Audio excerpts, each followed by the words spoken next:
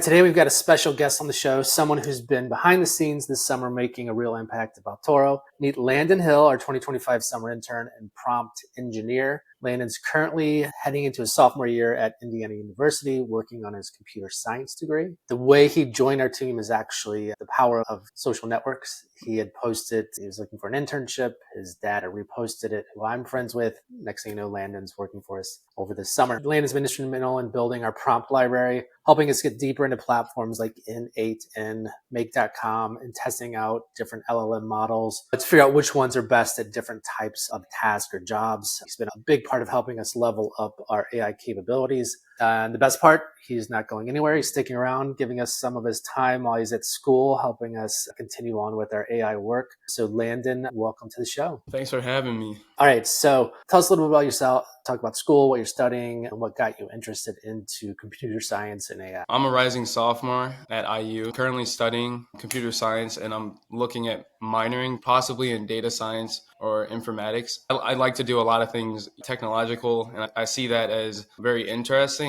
and can benefit me later on. I got into computer science because I've always played with stuff all my life, like technologically wise. I grew up in that age where technology was pretty much everywhere and it was at everyone's fingertips. I never really had a lot of interest in any other things. I figured it out my junior year of high school when I took principles of computer science, and it was like a really interesting class, and I like building stuff as well, so it was cool to put things together piece by piece digitally and then click run and see it in front of my eyes and be able to interact with it, and it's always been something very cool to me. Nice. To give a little bit more context, when you're not doing computer science and studying and workflows, what else are you into? I like to just get out and explore, especially after turning 18. There's a lot of freedoms that came with it, whether that's just getting in the car and going for a drive to a soccer field and playing soccer with some friends or hangouts with friends and family. There's a lot of stuff that I like to do outside the house because I enjoy nature and stuff, and it's nice to be able to disconnect, especially when a lot of the stuff I do is looking at computer screens. And then occasionally I like to come home and wind down and play a little bit of video games with my friends. One of the big things you were in this summer was understanding some of the AI automation platforms, flow platforms, agentic platforms, many ways you can phrase them. Make.com was one, N8N is another.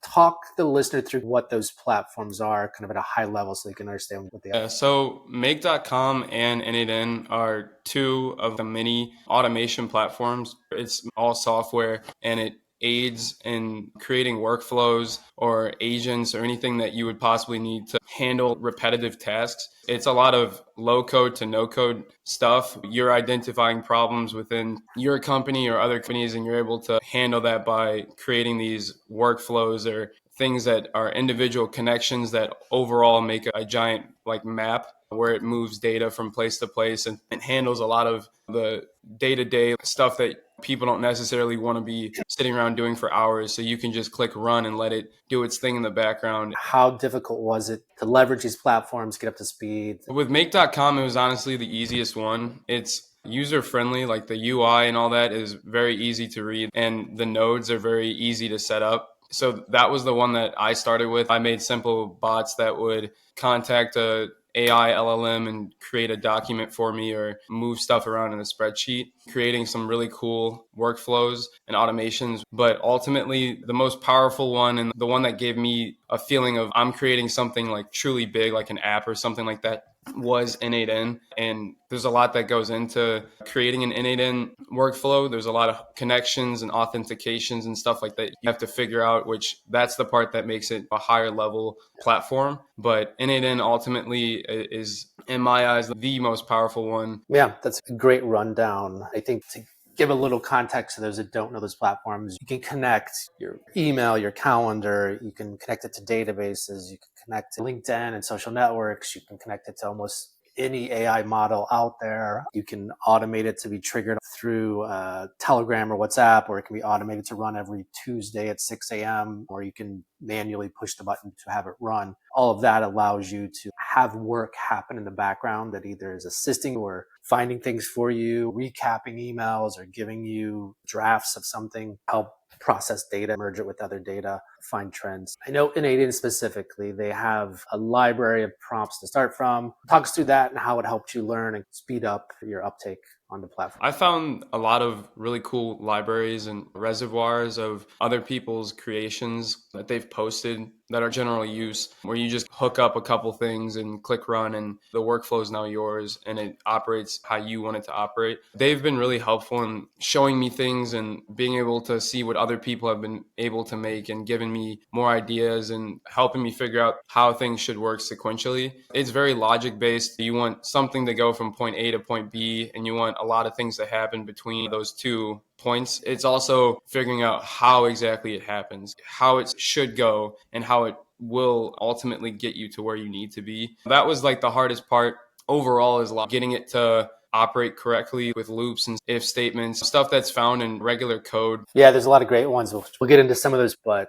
those helped you and myself when you see someone build it. They mapped it out and used logic to run this process, which now allows you and I to, before building, what are we trying to do here? What do we think the steps are to build it up? And then really sometimes you can find part of what you're building is already built by one of these creators, where you can copy what they have and bring it into your platform, and then gives you a starting point to build from some of the connections and the APIs. You created a prompt library for us. What insights did you have? Did you have any aha moments as you saw all these different prompts or ways to prompt LLMs to take action? I learned a lot that it's not just like a Google search or where you type in a couple keywords or a short sentence. Sure, you might be able to get like a basic answer, but if you need prompts that can do things on the business side, you need for it to optimize and give you the most out of it. After all, you are paying for it. A lot of aha moments that I had was realizing that although AI does know like a whole bunch of stuff, it's scanned over a lot of data and it's trained on a lot of stuff.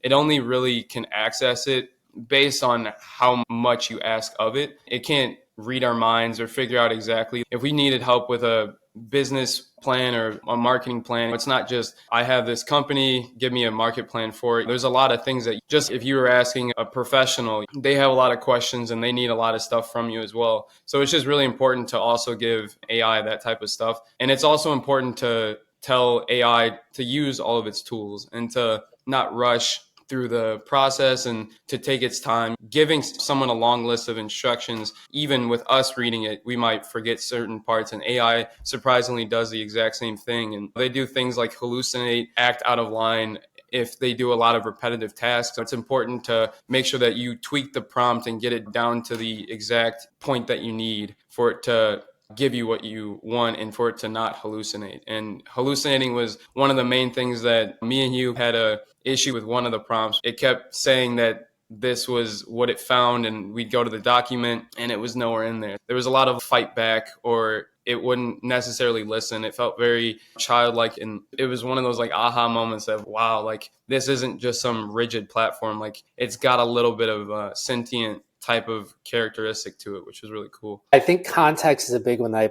push with people that ask me about prompting. Like you have to treat the AI as an intern, where you have to give it some context so that the person knows what they're supposed to do. This is why I use voice a lot instead of even typing now, where I can just almost ramble and jump around. That gives it more context, and I get back way better results than just, like you said, make me a marketing plan for X business. They don't know enough about the business. You haven't given them a URL. You haven't told them what type of marketing, who their audience is. All these information is going to help them create a better marketing plan. So context is big. Do you have a favorite prompt you found this summer?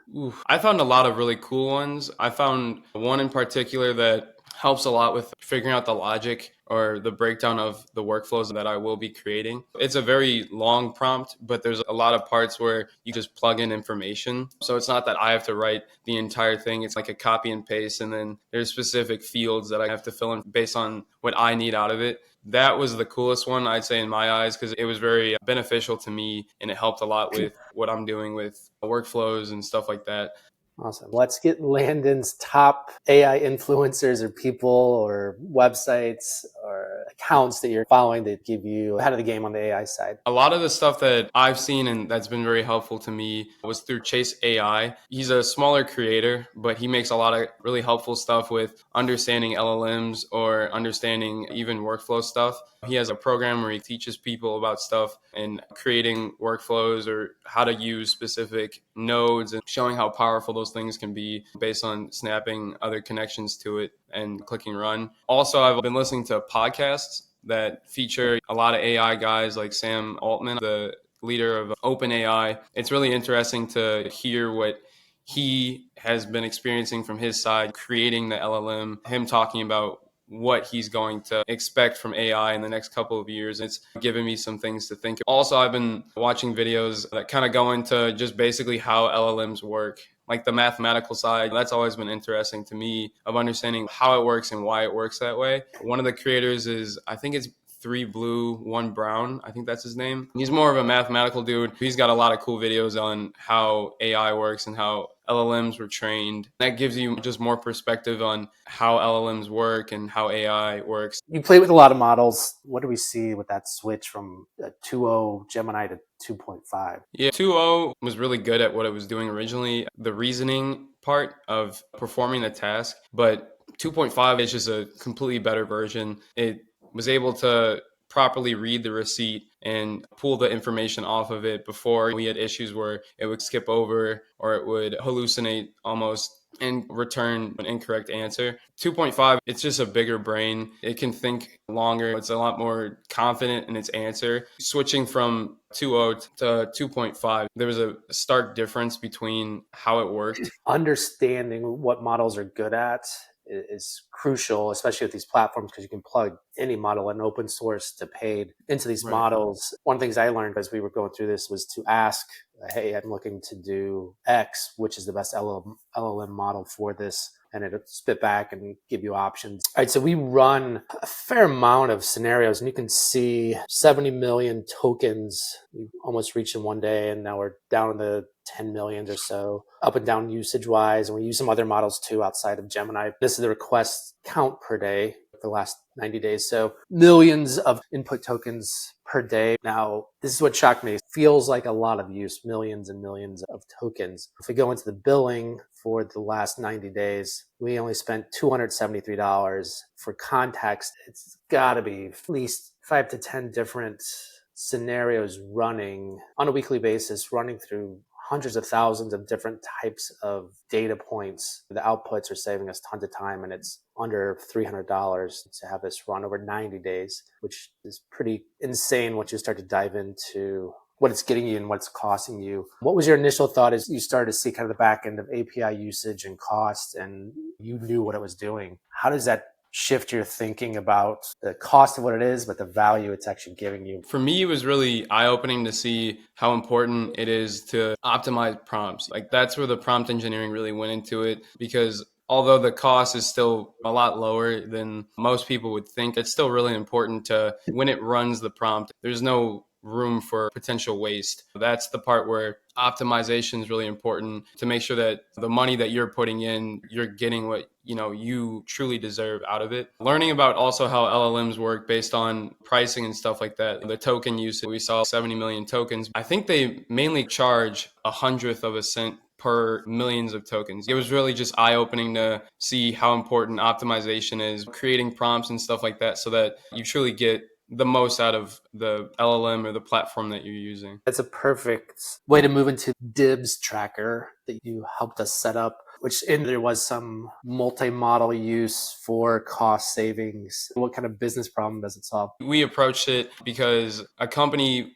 usually would have to go through hundreds of manufacturing orders from a database, and they'd have to look for a specific number, a specific code that they could operate on. Before, they would probably have to have someone go through each and every single document and search for one, filter it to figure out what they could operate on. What we did was, to handle the repetitive task, we took a giant file that they uploaded themselves and put it into this workflow. So it takes the document, pushes it over to an LLM that then scrapes it. We found that Gemini was better for handling like the visual aspect. It would go over the document, go through a specific list that the client operates on, and it would check to see if the NSN that was found on the document matches up with any of the NSNs that we listed. Then it would pass it on to either a folder that classifies it as a no match, or to handle the hallucination issue, we moved it to a higher LLM that would handle only the very few confirmations from the other one so that it could double check its work almost. This was a number that was found, this number was correct, and then it goes to another person, kind of like a higher up person, and they look over it and they say, oh yeah, you're correct, this is the correct number, or it might just say this isn't, so then I'll move it back down to the no match folder. I think that was a pretty interesting use case, and I think your solution to, we had Gemini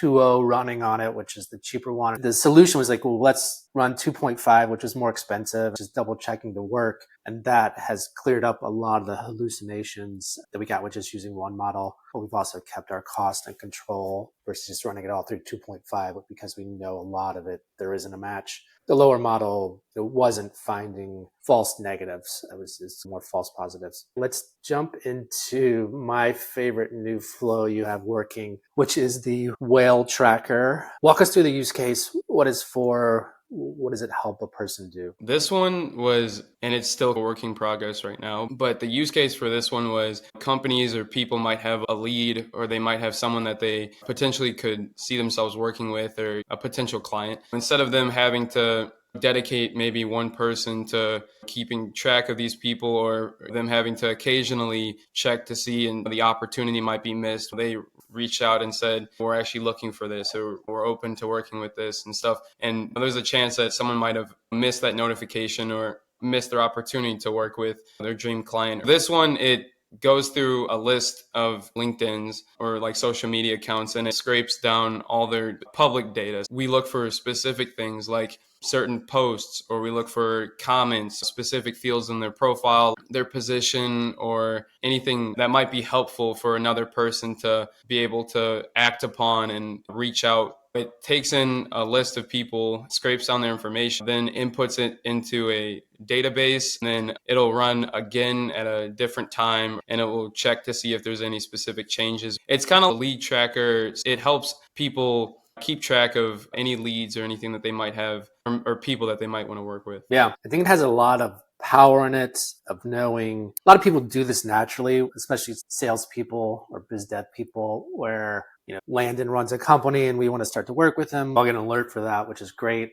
And I can then like what you posted or comment on your comment. You'll start to see my name a little more. From there, just kind of relationship building, so he knows that we're paying attention to what he's doing. I think there's other use cases around just maybe you're trying to get a job somewhere and build a relationship with whoever that hiring person is. You can monitor them and start to pop up on their feed a little bit. There's some vanity to it. People like when people like or comment on their posts or react to their posts. That builds a nice feeling. That's a good endorphin drop. It sounds pretty simple, but there's kind of use cases, and your mind starts to run as you start to understand what the power of it is. And I know you have some things you want to add to it, version 2s of it, adding some more power to it and AI to it, which I think is going to be pretty interesting. We're trying to figure out how to make it so that it doesn't just send individual emails, so that it doesn't fill up your inbox. One of the things that we're trying to do is make it just one simple notification where it tells you this person has changed this as well, they've uploaded this, they've reacted on that. That way it's one easy place to access all the stuff, rather than 5 or 6 different emails that might be telling you the same thing. It's a really cool use case that's live, and I think it's going to continue to improve.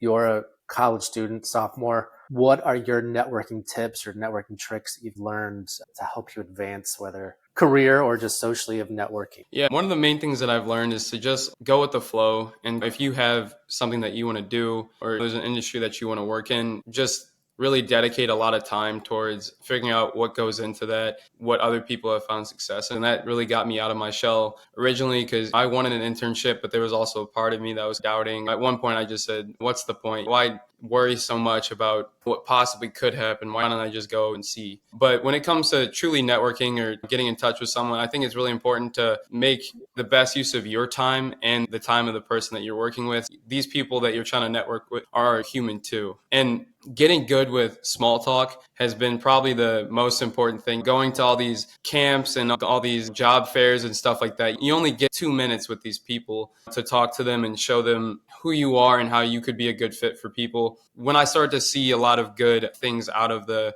time that I was putting into going to these events, it was when I got really good at just understanding that I'm just having a conversation with these people just like they're trying to have with me. Stop trying to answer things exactly how you think that they would want to hear it. I think a lot of companies are looking for personality. They want someone that can handle the task that they might give them, but it's also a workplace. So they're not trying to deal with someone that's robotic or they don't really talk to them or interact with people in the office. I think it's really important to just really focus on the moment and understand that this can lead to bigger things. So you want to be able to put your best foot forward to communicate with these people, because at the end of the day, they're humans and everyone's looking for interaction and stuff. Show that you have a true interest in the person is or the company that they work for. No, that's a great one. I think a lot of people do get too focused on wanting an outcome and trying to sell themselves or get the job or intern or next whatever and skip over that kind of human connection that needs to happen to build a stronger relationship, which I found for the long run of your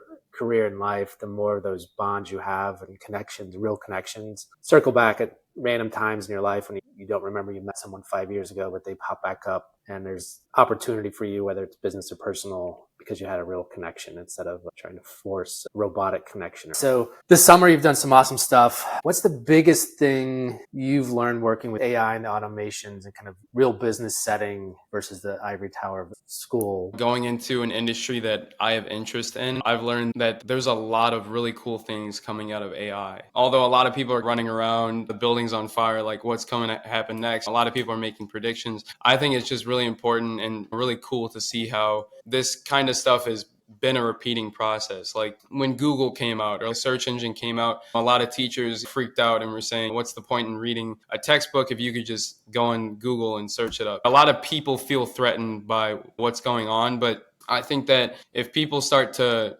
embrace and have like faith almost in AI, I feel like a lot of people will be able to settle down and be able to see the possibilities and see what they could possibly do with it. AI has been something extremely cool to learn about this summer and be able to figure out how to use it for not only companies and stuff, but use it for myself. I've learned things that could help me with getting schoolwork or managing my calendars or anything like that. Automations are very helpful. And I'd like to try and make some automations that could push notifications and keep me on track for schoolwork and stuff like that. So there's a lot of really cool things that come with AI. And I think that a lot of people just need to have faith in where AI is going. And although there's unethical things that may happen and some things we can't control, I think it's important for people to look at AI and see what it can do and how it can help you. It's a skill at the end of the day. So how can I take this skill and help others by using it? I think you've had an impact on the business and helped us bring AI into our business at a higher level. And I think there's, like you said, there's so much you can do, so much impact.